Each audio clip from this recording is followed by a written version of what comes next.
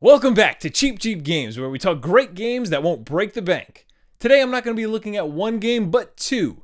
Gunman Clive 1 and 2, a Wild West action platformer that is a downright steal at just $5 for both. Let's take a look. Gunman Clive was released in 2012 on Steam and 2013 on the 3DS. In 2015 the sequel came out, and both games were released in an HD collection for the Wii U.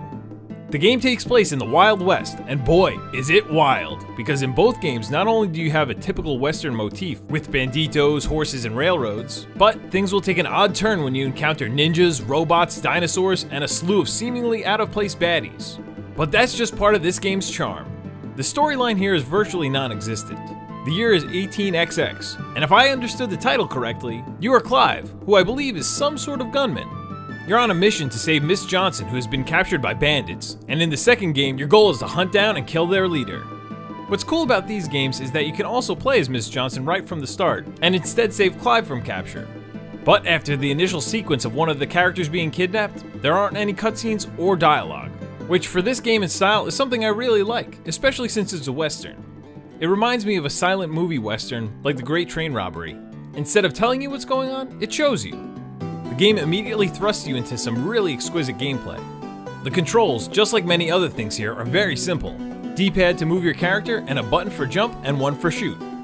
At first glance it may seem that these games are all about shooting, and while it does have its fair share of it, there aren't waves of enemies and endless barrage of bullets like in games like Contra. As much as Gunman Clive is about shooting, it's equally if not more so about platforming. You'll be expected to execute some precise jumps across some really original level designs, while fighting off well-placed baddies who are ready to gun you down. Each level only takes about a minute to run through, but that's not including any deaths along the way. And let's face it, you will die, because while the game is fair, it can get challenging. You jump and shoot your way through while trying to reach the end, while collecting power-ups to help your progress like the Big Bullet, Spread Gun, and a laser. At the end of some levels, there will be a boss waiting for you, and each boss is challenging in its own right, so make sure to pay attention to its pattern if you want to defeat it quickly. The bosses are all pretty inventive, and I really enjoyed the final boss battle in the second game.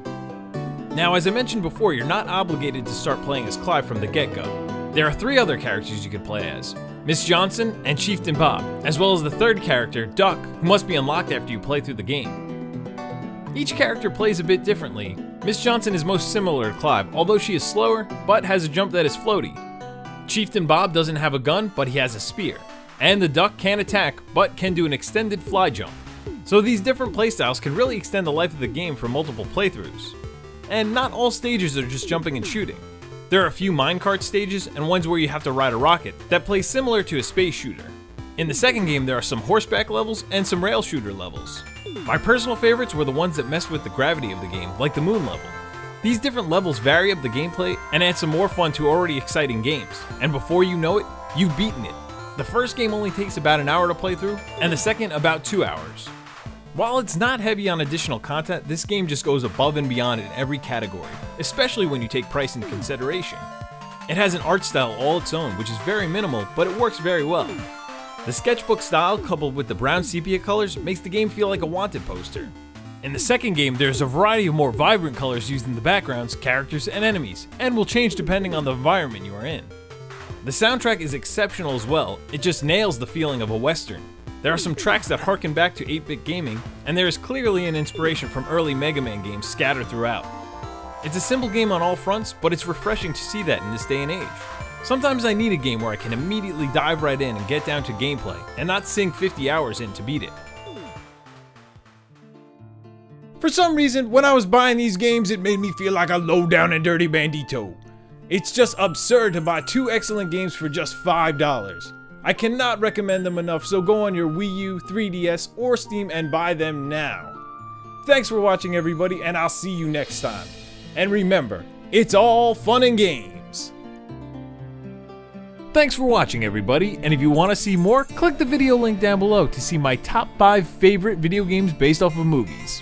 And if you really like what I'm doing, click the subscribe button so you get an immediate update onto my next video. Thanks again!